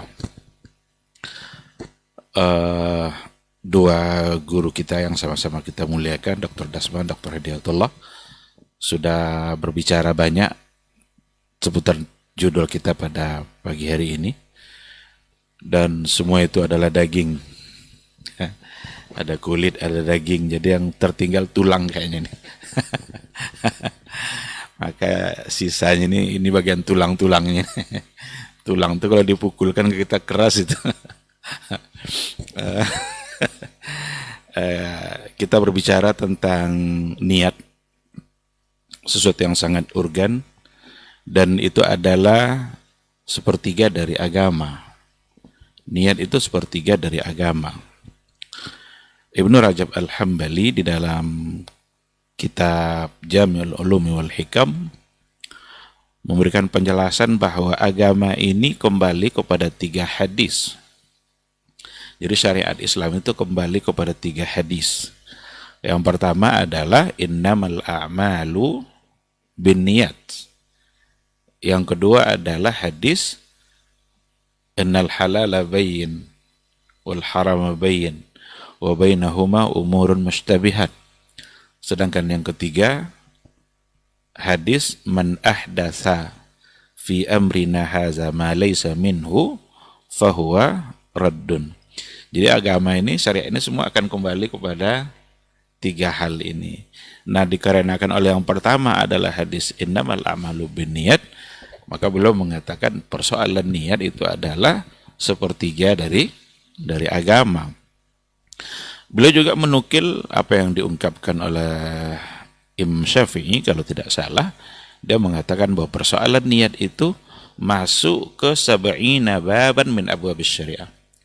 Itu masuk kepada 70 bab syariat. Dalam semua bab-bab syariat itu bisa di dalamnya ada niat. Bahkan saking pentingnya niat itu dalam kehidupan kita, hal-hal yang tidak berhubungan dengan ibadah sekalipun, hal-hal yang mungkin itu adalah pada persoalan-persoalan tradisi, kebiasaan, hal-hal biasa yang kita lakukan, tapi kalau seandainya memang kita mengikutkan di dalamnya niat, maka itu akan bisa menjadi pahala. Menjadi pahala disebabkan oleh niat. Maka tadi dikatakan oleh guru kita sebuah ungkapan itu atau hadis ya. Amalan yang kecil itu akan bisa menjadi besar disebabkan oleh niat. Perbuatan yang biasa-biasa saja dia akan menjadi sangat berarti di sisi Allah kalau seandainya di situ ada niat. Bahkan sekedar membuka pintu saja ternyata bisa menjadi sumber pahala. Padahal tidak ada hubungan sah tidak sah buka pintu dengan niat, kan? Tidak ada hubungan. Kalau tidak pakai niat nih buka pintu tidak sah. Itu tidak ada hubungannya. Tetapi dia bisa menjadi pahala kalau seandainya di hatinya ada tujuan baik dalam melakukan sesuatu meskipun perbuatan itu kecil. Itulah sebabnya seperti yang juga tadi sudah disinggung, para ulama kita memulai bukunya menulis karya-karya mereka dengan hadis innamal a'malu binniyat. Imam Bukhari padahal bab pertama itu soal bad'ul wahyi. Itu saja ya. Mulainya wahyu, tapi tetap saja hadis pertama adalah niat. Riyadhus Shalihin ditulis oleh Imam Nawawi, itu juga awalnya adalah innamal a'malu binniyat. Ibnu Rajab Al-Hambali dalam Jami'ul Ulum wal Hikam hadis pertamanya juga adalah innamal a'malu binniyat. Semua itu menggambarkan pentingnya kedudukan niat dan sekaligus mereka ingin mengatakan bahwa mereka menulis buku itu dengan niat yang baik. Karena kalau sesuatu itu ditulis atau dilakukan karena Allah, dia akan bertahan lama. Tapi kalau sesuatu bukan untuk Allah, maka dia akan musnah, hilang begitu saja. Ketika Imam Malik menulis kitabnya Al-Muwatta, adalah orang lain yang bilang, "Ya Imam, banyak pula orang lain yang nulis Al-Muwatta juga. Ada banyak kitab Muwatta yang ditulis oleh orang lain." Apa jawaban Imam Malik? Makana lillahi fahuwa baqin. Sesuatu yang kalau dilakukan untuk Allah, maka dia akan bertahan lama. Ternyata memang yang bertahan itu adalah Muwatta'nya Imam Malik, yang kita bisa mengatakan bahwa beliau telah menulisnya karena Allah, ikhlas semata-mata untuk mendapatkan ridha Allah Subhanahu wa ta'ala. Ikhwati fillah, berbicara seputar niat, tentu saja dia punya fungsi yang sangat besar sekali dalam kehidupan beragama kita atau dalam kehidupan bermasyarakat secara umum. Beberapa fungsinya ya para ulama sudah memberikan penjelasan dalam persoalan ini. Yang pertama sekali ya tentu saja fungsinya untuk memastikan bahwa kita melakukannya karena Allah. Lillah. Ikhlas karena Allah. Niat kita melakukan sesuatu adalah untuk hal-hal yang diridhai oleh Allah Subhanahu wa ta'ala. Ketika dikatakan innamal a'malu binniyat, sesungguhnya amalan-amalan itu nanti ditentukan oleh niat. Apa makna ditentukan di sini? Sah tidak sahnya itu bisa disebabkan oleh oleh niat. Oleh karena itu, ibadah-ibadah kalau seandainya niatnya bukan karena Allah, maka ia bisa menjadi ibadah yang tidak sah. Karena niat itu kalau dalam persoalan ibadah yaitu bagian dari rukunnya. Maka fungsi pertama niat itu ya untuk memastikan bahwa kita melakukan satu perbuatan itu karena Allah Subhanahu wa ta'ala. Inna salati wa nusuki wa mahyaya wa mamati lillahi rabbil alamin. Salat kita, ibadah kita, hidup dan mati kita itu semua adalah untuk Allah Subhanahu wa ta'ala. Mungkinkah ada beberapa niat untuk satu perbuatan? Jadi kalau ditengok ada lafaznya innamal a'malu bin niyat dalam bentuk jamak. Ada pula innamal a'malu bin niyah. Itu ada dalam Ibnu Rajab Al-Hambali seperti itu. Karena bin niyat itu dalam bentuk jamak, berarti boleh beberapa satu ibadah itu untuk beberapa niat. Dan apakah itu bertentangan dengan makna ikhlas atau satu perbuatan? Dan kita memang perlu untuk memahami tentang konsep keikhlasan. Contohnya begini, ikhlaslah dalam menuntut ilmu. Sekarang apa makna ikhlas dalam mendapatkan ilmu? Kapan niat itu akan menjadi rusak? Ketika kita menuntut ilmu atau belajar. Maka di antara maknanya seperti yang pernah dijelaskan oleh Syekh Shalih Al-Utsaimin, itu di antara maknanya menuntut ilmu karena Allah itu liraf'il jahli an nafsihi, untuk mengangkat kejahilan yang ada pada diri dia, yang sebelumnya dia tidak tahu lalu menjadi tahu. Itu sudah bagian dari ikhlas karena Allah. Atau juga ketika nanti kejahilan sudah terangkat pada diri dia, bagaimana nanti dengan ilmu yang dia punya andil dalam menyebarkan kebaikan dan dalam menyebarkan ilmu itu. Berarti bukan sekadar mengangkat kejahilan pada diri dia, tapi juga mengangkatkan kejahilan nanti dari masyarakat secara keseluruhan. Atau untuk membela agama Allah. Ini sudah ada beberapa poin. Oleh karena itu yang dimaksud dan keikhlasan itu ya melakukan sesuatu dengan tujuan untuk hal-hal yang diridhai oleh Allah Subhanahu wa ta'ala. Jadi melakukan sesuatu untuk hal-hal yang diridhai oleh Allah. Semua hal jika diridhai oleh Allah maka itu bagian dari keikhlasan. Bekerjalah ikhlas karena Allah. Apa makna ikhlas karena Allah di sini? Seorang suami pergi keluar cari nafkah kerja, ikhlaslah mencari nafkah. Apakah ikhlas di sini tidak perlu uang? Jadi dia buka satu usaha, umpamanya dia ahli dalam bidang reparasi komputer umpamanya, dibuka usaha. Selesai komputer diperbaiki, dikasih uang, enggak usah dikasih Pak, saya ikhlas. Apakah ketika diambil upah dari jasa kerja dia lalu dia tidak ikhlas? Ini maka perlu dipahami keikhlasan. Padahal mencari nafkah itu ya tujuannya cari uang. Karena dia akan memberi makan anak dan istrinya. Maka ketika seorang suami keluar dari rumahnya untuk mencari rezeki yang halal, karena dia berkewajiban untuk memberikan nafkah anak dan istrinya, maka ia harus mencari maisha, uang.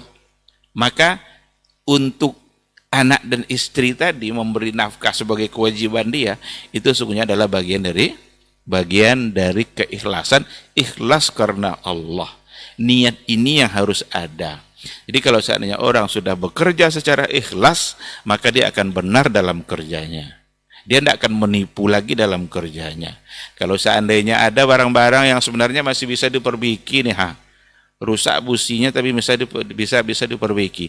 Dia nggak akan bilang, oh nih Pak, di businya harus diganti nih, udah enggak baik lagi. Padahal masih bisa diperbaiki.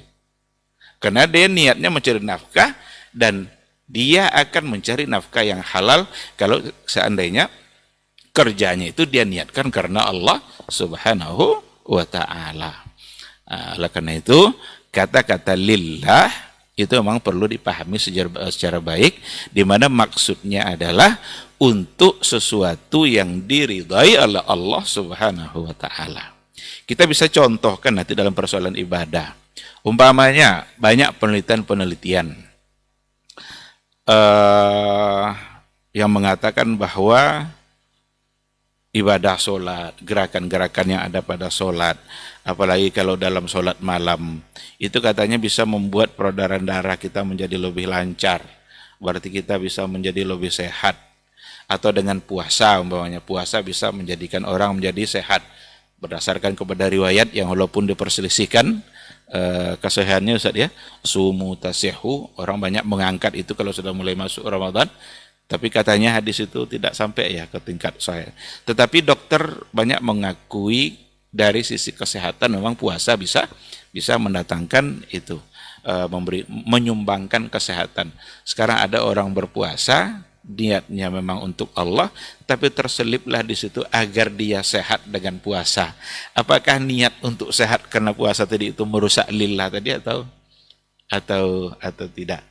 Berarti ada sesuatu yang memang perlu untuk didalami terkait dengan kata ikhlas. Untuk hal-hal yang diridhai oleh Allah, maka bisa niat kita berbilang 1, 2, 3. Tapi semuanya adalah untuk hal yang diridhai oleh Allah Subhanahu wa ta'ala. Tapi lillah itu karena Allahnya harus ada. Maka Plato, Sokrates itu dalam biografi mereka itu suka untuk puasa dalam sebulan itu ada dia tidak makan, tidak minum. Tapi apakah dia paham dengan kutiba alaikumusiyam? Plato, Sokrates tentu tidak. Maka dia tidak makan, dia tidak minum itu bukan karena niatnya karena Allah berpuasa, enggak. Hanya karena tidak makan dianggap itu memberikan kesehatan. Bisa menyumbangkan kesehatan kepada diri dia. Tapi sama sekali tentu tidak akan ada niat lillah karena dia tidak kenal dengan Allah dan juga tidak kenal dengan Rasulnya atau tidak sebagai seorang yang beriman. Nah, ini jadi yang pertama membuat ibadah kita benar-benar diserahkan untuk Allah dalam artian untuk sesuatu yang diridhai oleh Allah Subhanahu wa ta'ala. Dalam hal ini juga lah kita bisa melihat ada kadang hal-hal yang orang sengaja Nabi membolehkan untuk diperlihatkan satu amalan itu biar orang lain terdorong untuk melakukan. Padahal di satu sisi kita harus tidak boleh membangga-banggakan atau menyebut-nyebut amalan kita. Jangan-jangan menyebut-nyebut bisa-bisa menjadi ria. Tetapi kalau memang tujuannya untuk biar orang lain terdorong, berarti ada sesuatu yang diridhai oleh Allah, maka perbuatan itu menjadi tidak salah. Tapi sekali lagi ini ada persoalan hati yang benar-benar harus maksimal dalam menjaganya, karena dalam hal ini syaitan juga akan selalu kuat dalam mengganggu manusia tentang niatnya. Sedangkan yang kedua itu diantara fungsi niat itu adalah untuk membedakan antara satu amalan dengan amalan yang lain. Itu niat yang menentukan. Ada di antara ibadah itu sama amalannya, sama pelaksanaannya. Tetapi yang membedakan adalah niat. Kalau seandainya seseorang dalam keadaan safar, secara hukum fikihnya boleh dia jamak zuhur dengan asar. Umpamanya dia jamak takhir, umpamanya dikerjakanlah waktu zuhur kepada waktu asar. Itu sama-sama 2 rakaat, sama-sama dimulai dengan takbiratul ihram, lalu nanti diakhiri dengan salam. Tapi mana yang asar, mana yang zuhur? Apa yang membedakannya? Yang membedakannya adalah niat. Seandainya ada orang puasa nazar, atau puasa sunnah, atau puasa bayar hutang, karena masih ada hutang Ramadannya, itu pelaksanaannya sama semua. Waktu mulainya, waktu akhirnya, apa yang akan membedakannya ini nazar, ini puasa bayar hutang, dan hukumnya sama-sama wajib. Nazar juga wajib, bayar hutang juga juga adalah wajib. Yang akan membedakannya adalah niat. Nah, jadi ini datang pada fungsi yang keduanya untuk membedakan antara satu ibadah dengan ibadah yang lain. Perkara niat juga akan masuk nanti dalam hal-hal yang dalam kehidupan keseharian kita. Niat dengan niat yang baik, ada begini penjelasannya itu dalam kajian-kajian kaidah fikih. Niat yang baik dalam satu perbuatan yang salah yang tidak diketahui. Nah, perbuatan yang salah yang dia tidak tahu itu sebagai satu kesalahan, dia tetap mendapatkan pahala dari kebaikan, dari niat baiknya itu. Karena kekeliruan itu dia tidak tahu. Apa contohnya? Seandainya ada seseorang merasa kasihan dengan orang lain karena dia belum makan. Lalu dibelinya lah makanan untuk orang yang tadi dia kasihan nengoknya. Dengan penuh keikhlasan dia berikan makanan itu. Tapi dia tidak tahu ternyata makanan itu beracun. Dia tetap dapat pahala dari niat baiknya. Kecuali kalau dia tahu atau sengaja. Nah, kalau sengaja itu berarti tidak lagi niat baik. Sekarang dia tidak tahu. Ada orang yang kelaparan, jatuh di jalan kena lapar, dia beli makanan nasi. Atau bukan beracun. Mungkin ada kandungan-kandungan yang diharamkan seperti kandungan minyak babi atau kandungan apa, kan tidak boleh untuk dimakan. Sekarang dibelinya tanpa dia ketahui. Yang ada di hatinya hanyalah memberikan pertolongan atau bantuan kepada orang yang sedang dalam keadaan lapar. Ternyata yang diberikannya adalah makanan yang menyakitkan dia, itu tetap mendapatkan pahala. Ada juga contoh-contoh dalam dalam kajian-kajian kaidah fikih itu. Seandainya orang membentangkan jaring ya untuk nangkap ikan itu. Dibentangnya jaring, tujuannya mungkin untuk memperbaikinya atau ada yang robek nanti dijahit kembali. Tiba-tiba terperangkaplah burung di situ. Kalau tujuannya tadi adalah bukan untuk meletakkan perangkap, maka dia tidak berhak untuk mengklaim bahwa burung yang terperangkap itu adalah milik dia. Umpamanya balam atau merpati. Ketika diambil oleh orang lain itu tidak berdosa. Karena dia sedang mengambil sesuatu yang bukan milik pemilik jaring tadi. Tapi kalau seandainya dia bentangkan di depan rumahnya, memang tujuannya adalah untuk menjadikan itu sebagai perangkap bagi burung yang terbang. Maka semua burung yang terperangkap di situ akan menjadi milik dia. Orang lain tidak boleh untuk mengambilnya. Apa yang membedakan ketentuan hukum di sini? Yang membedakannya adalah niat. Niat pertama tujuannya memang untuk menjadikan itu sebagai perangkap, sedangkan yang kedua tidak. Nah, jadi memang persoalan niat ini sesuatu yang sangat luas ya. Kalau sudah masuk ke 70 bab syariat ya tentu akan menjadi sangat luas sekali. Tinggal satu pertanyaan, apakah niat baik untuk perbuatan yang salah yang diketahui itu bisa menjadikan perbuatan itu juga menjadi baik? Jawabannya tidak. Mencuri niat untuk bantu orang bangun masjid, mencuri dia, nampak dia masjid tidak jadi-jadi, ada kedai warung situ, dicurinya uang itu tujuannya untuk membantu orang membangun masjid. Itu haram. Itu tidak dapat dibenarkan. Jadi tidak semata-mata nanti niat yang baik lalu membuat semua perbuatan menjadi baik. Untuk hal-hal tertentu seperti yang tadi kita katakan, dia tidak tahu itu sebagai satu kesalahan atau dalam kondisi darurat mungkin. Ada hal-hal yang salah dilakukan untuk tujuan tertentu dalam kondisi tertentu, kondisi darurat. Seperti Ammar ibn Yasir yang talaffuz bil kufur, tapi niatnya bukan untuk kekufuran, dan itu karena kondisi yang memang dalam keadaan dia terpaksa. Itu barangkali dapat sebagai pengecualian. Itu membabil istisna. Tetapi ketika ada perbuatan yang nyata-nyata itu sebagai satu yang salah perbuatan itu, lalu dilakukan dengan niat yang baik, maka yang salah ini tidak akan berubah menjadi baik. Bagaimana dengan perbuatan-perbuatan syirik? Kan syirik ini sudah nyata-nyata salah umpamanya, tapi dianggap kan niatnya baik. Apakah membuat perbuatan syirik ini juga akan bisa menjadi baik? Jawabannya sama dengan yang tadi itu. Mencuri untuk membangun masjid, mencuri untuk memberi bantuan anak yatim, dan lain sebagainya. Yang harus diberikan itu adalah yang halal, bukan dengan cara mencuri. Maka perbuatan-perbuatan syirik yang sudah nyata-nyata tegas sebagai satu kesyirikan, maka dengan niat baik pun itu tidak akan berubah yang syirik menjadi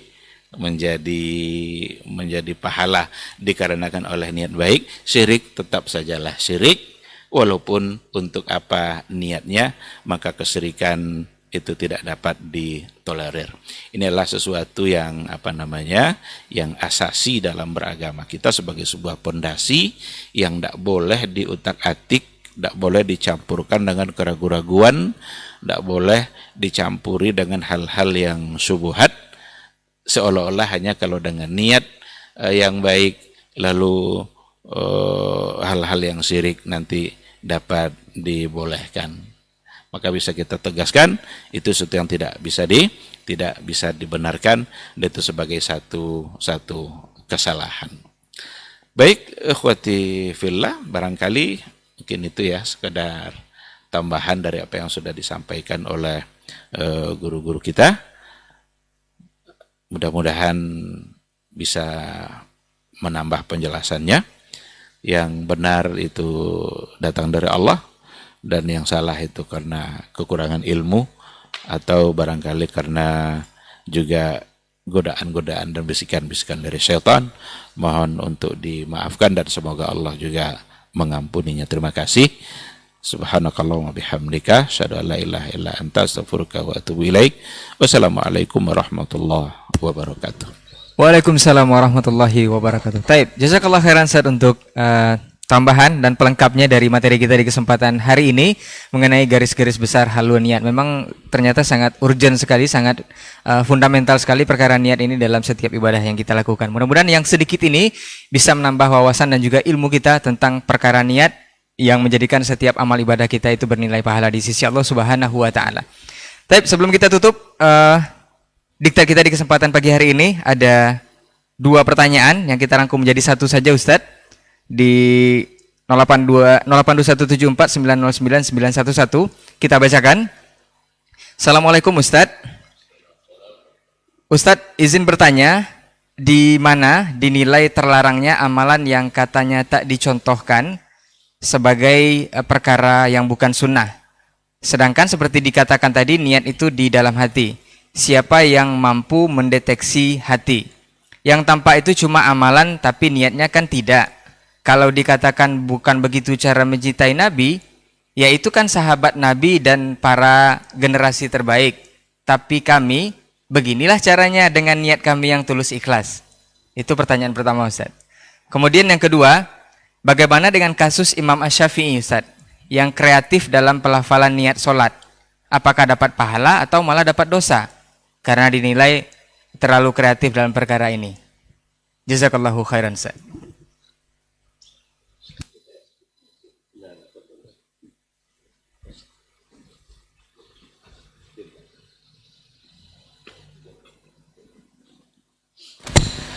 Terima kasih. Bismillah wassalatu wassalamu ala Rasulillah wa ala alihi wa sahbihi wa mawalah wa ba'du. Masya Allah, sudah panjang lebar pembicaraan tentang masalah niat ini, dan semua sepakat bahwa niat adalah pokok. Kemudian tergantung dengan pertanyaan, apakah kreativitas kita otomatis mati? Ya, karena niat ternyata tidak bisa merubah yang tidak syar'i menjadi syar'i. Ikhwani kaum muslim, tadi sudah saya secara eksplisit sudah menyebutkan, Ustaz Almi secara terang mengatakan tidak boleh keluar dari 3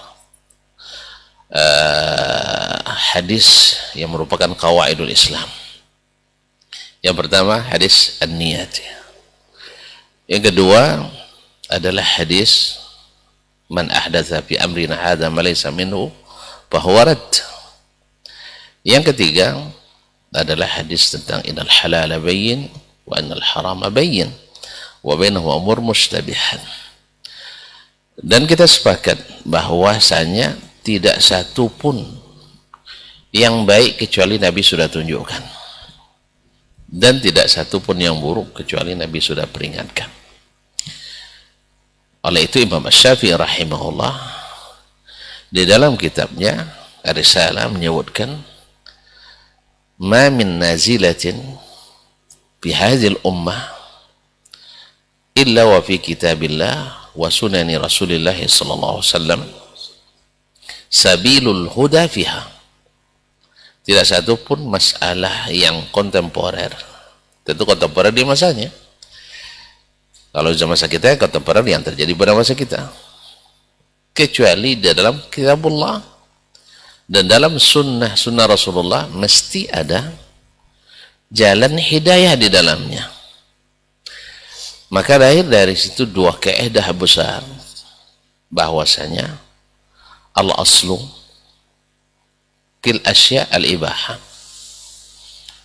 Tentu saja al-asya di sini, asya yang dimaksud lil ahdi, yaitu asya yang memang hasil kreativitas manusia. Ya, hasil kreativitas manusia tentu saja ini secara fitrah bisa dilakukan, bukan yang merupakan hak prerogatif Allah sebagai musyarri' atau sebagai syari'. Sedangkan al-aslu fil ibadat adalah al-hurma atau tahrim. Maka dalam masalah ini, bila masalah itu bersifat duniawi, maka hukum asalnya, sunnahnya adalah dibolehkan. Maka kita melihat sesuatu, apakah dia merupakan masalah duniawi, maka kita kan itu sunnah, walaupun dia baru. Karena Nabi SAW mengatakan, antum alamu bi umuri dunyakum, kalian lebih tahu urusan dunia kalian.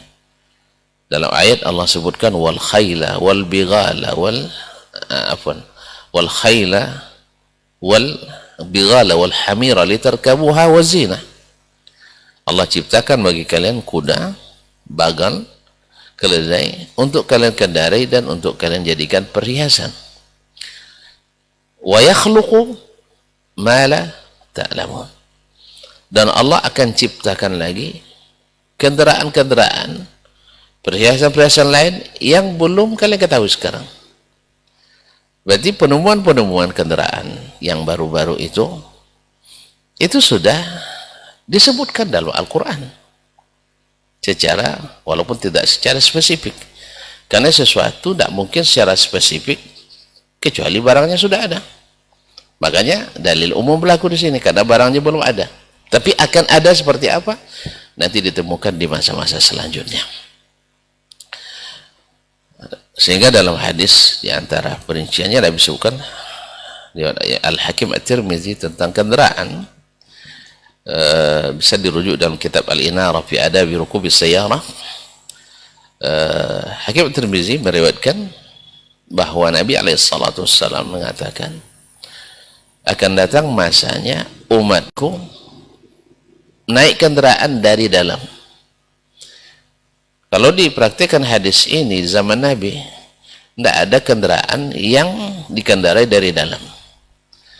Berarti kan ini bisa dimaksud adalah kendaraan-kendaraan yang akan datang di masa kita.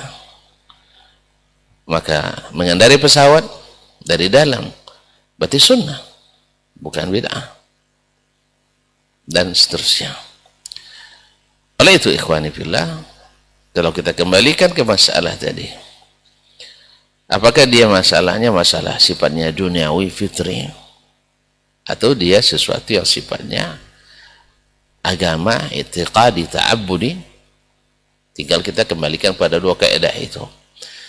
Nah, cinta kepada Allah dan Rasul, apakah termasuk masalah fitri duniawi, seperti cinta kita kepada saudara, cinta kita kepada istri, atau cinta pada anak, cinta pada harta, atau dia punya makna ta'abbudi dan syar'i?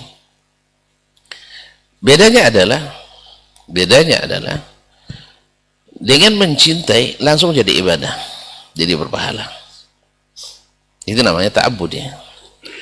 Sedangkan mencintai sesuatu yang sifatnya fitri, tabi'i, alami, kata orang, mencintainya tidak langsung dihitung ibadah. Seperti cinta kita pada harta, kan tidak langsung jadi ibadah dia.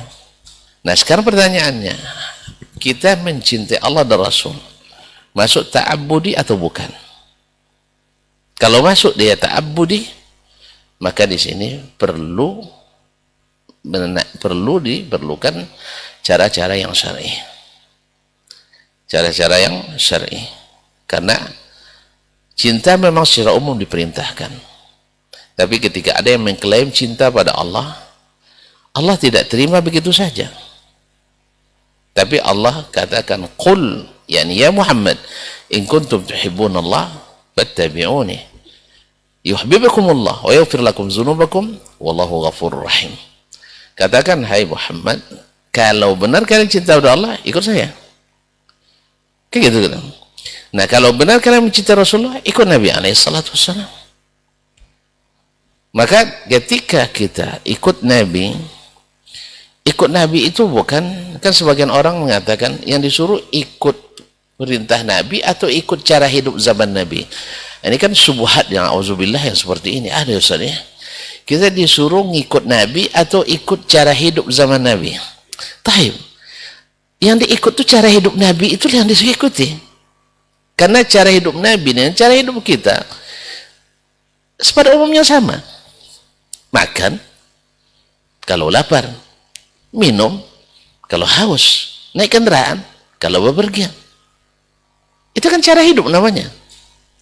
Cuman jenis kehidupannya tentu berbeda. Ini yang kadang subuhan, orang bermain kata-kata. Jadi orang cerdas biasanya, subuhat itu mesti dari orang cerdas. Ya, bukan orang biasa. Yang namanya subuhat, catat dengan baik, mesti dari orang cerdas. Tidak ada orang bongak yang bisa bikin cerdas subuhat. Ya subuhat. Jadi kita disuruh ikut Nabi atau ikut cara hidup Nabi. Nabi itu praktekkan kehidupan beragama itu langsung. Jadi kalau nak ikut Nabi, di waktu dia hidup itu dia diikuti. Kalau dah mati tidak, dia diikuti lagi.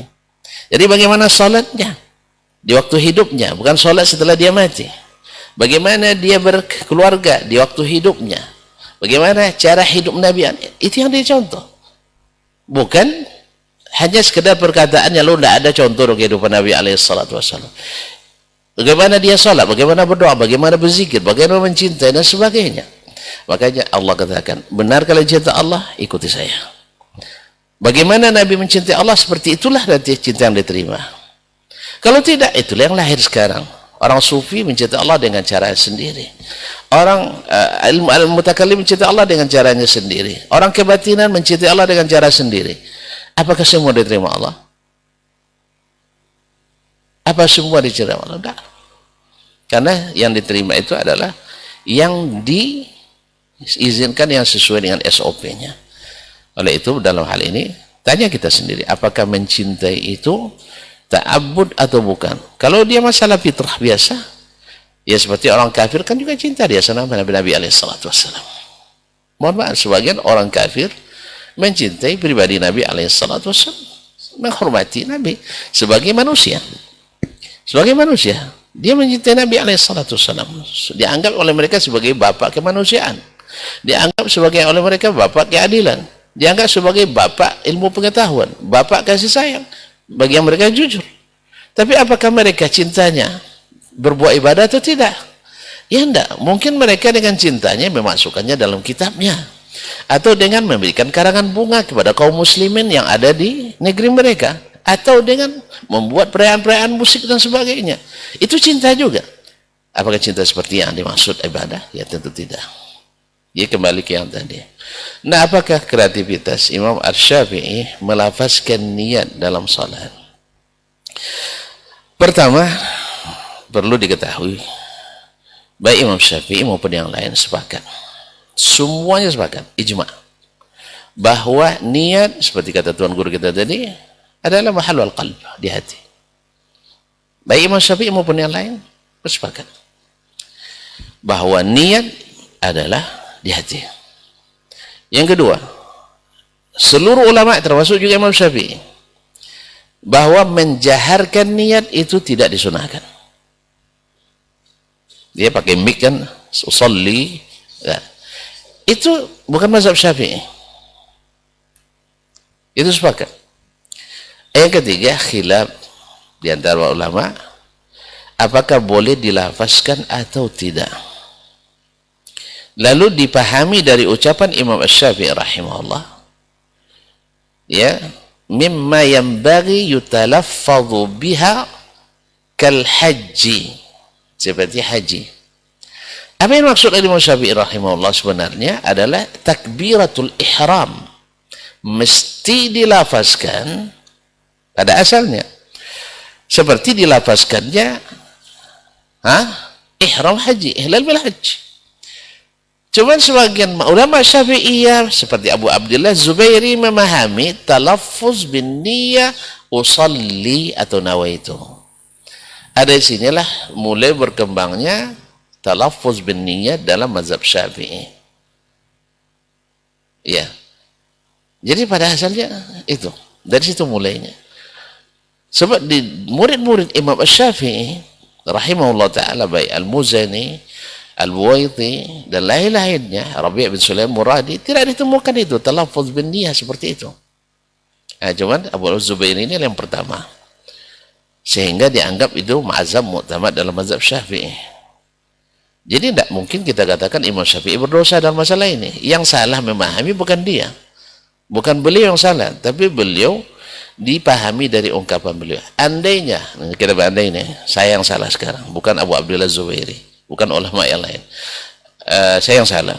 Bahwa Imam Asy-Syafi'i rahimahullah mengatakan boleh melafazkan niat dalam salat dengan tujuan untuk menguatkan.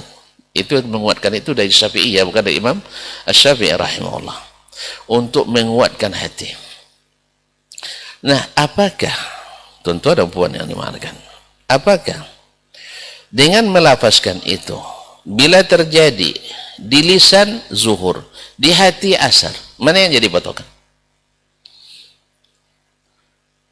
Berapa banyak niat orang melafazkan lain, niatnya lain. Ambo seikhlas saja lah temon jo ustaznya. Atau berdua ribu, mak 2.000-nya. Makanya kita kadang-kadang dalam masalah ini ada perbedaan yang sangat signifikan, mencolok antara manusia dengan Allah Tabaraka Ta'ala. Memang makhluk dengan Khalid tentu beda, ya. Allah bila seseorang hambanya semakin ikhlas, dia bayar semakin tinggi, pahalanya semakin tinggi. Tapi kalau manusia, kalau tengoknya kita semakin ikhlas, dibayarnya seikhlasnya. Dibayar paling rendah. Alasannya apa? Dia sudah ikhlas, sudah boleh tinggi-tinggi gajinya. Mungkin wallahu alam itu sebabnya Kementerian Agama sedikit budgetnya, walaupun satkernya paling banyak di kementerian lain. Karena apa? Semboyannya ikhlas beramal. Ini kekeliruan besar ini, ya, kepada para pemangku kebijakan di Kementerian Agama. Jangan dirubah motonya, jangan.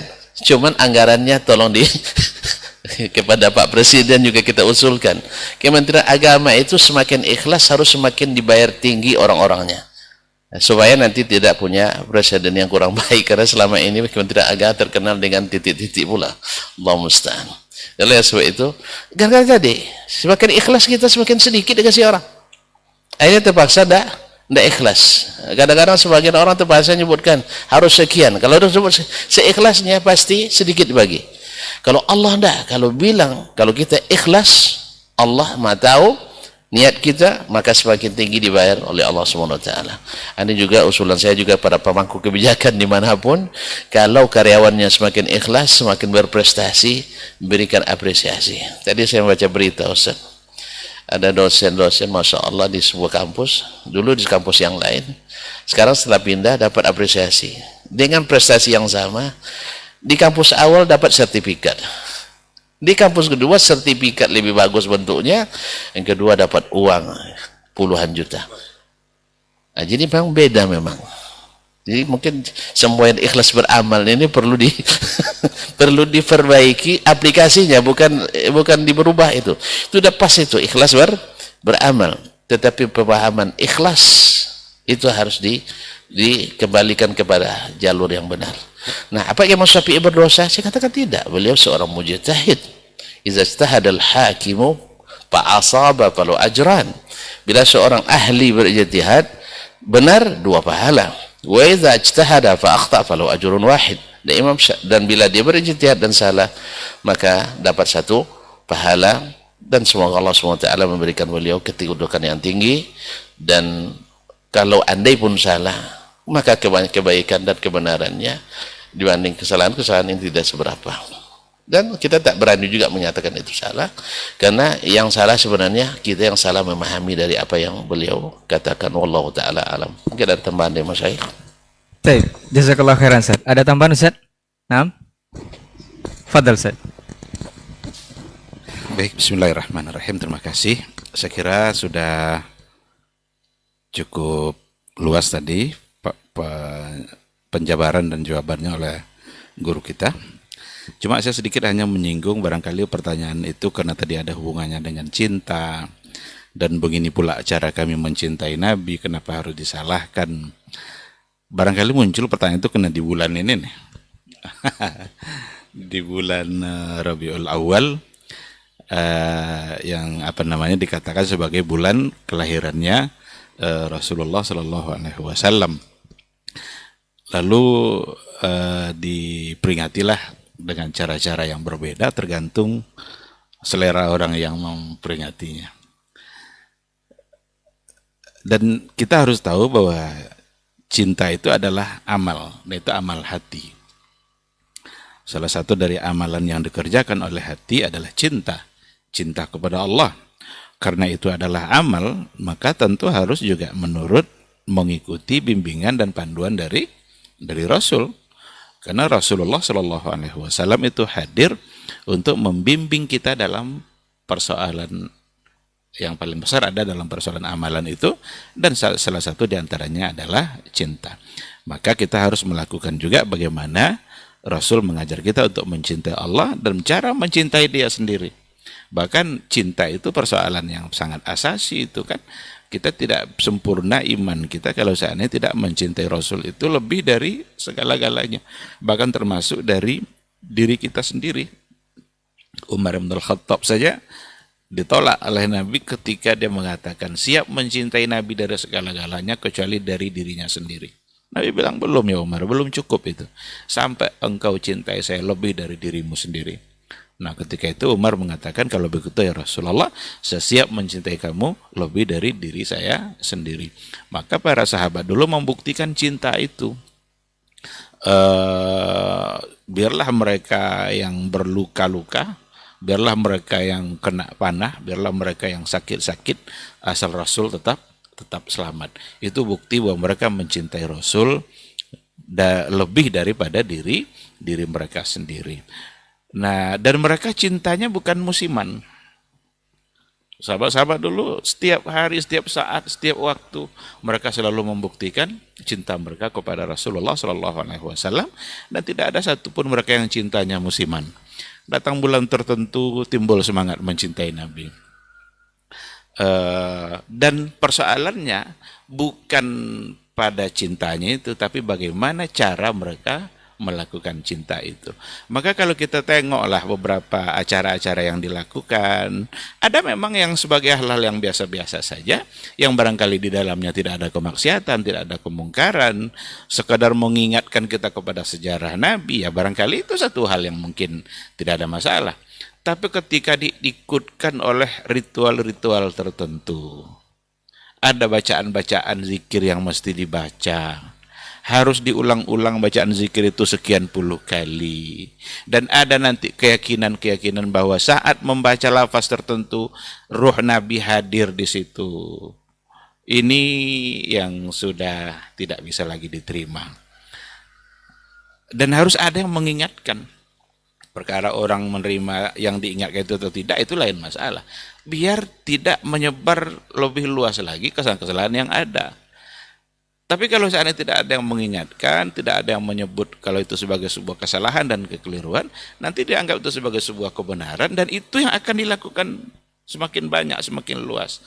Nah, oleh karena itu, persoalannya bukan kita melarang mencintai Nabi, tetapi cintailah dengan cara yang benar, dalam artian kalau seandainya ada hal-hal yang bersifat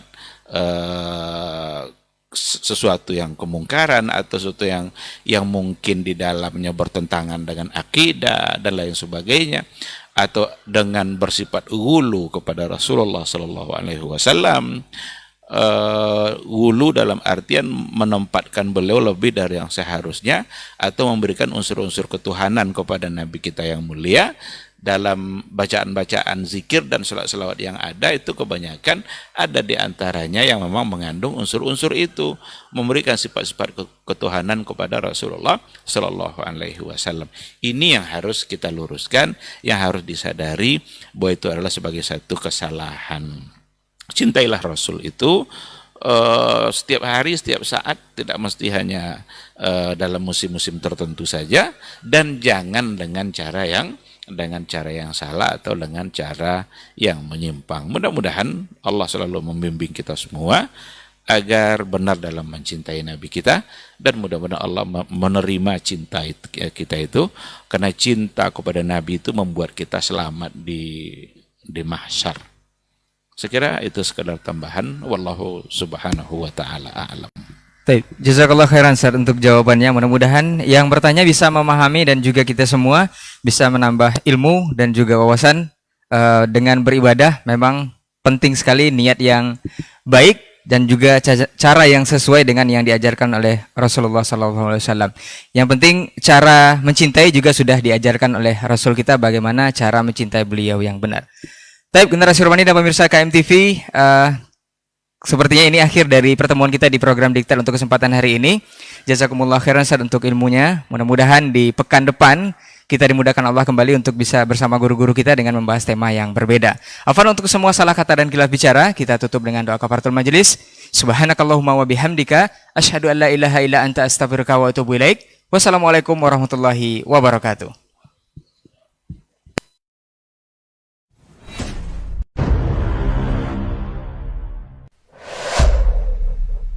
Dunia dan seisinya ini bagi Allah tak sama nilainya dengan sebelah sayap lalat.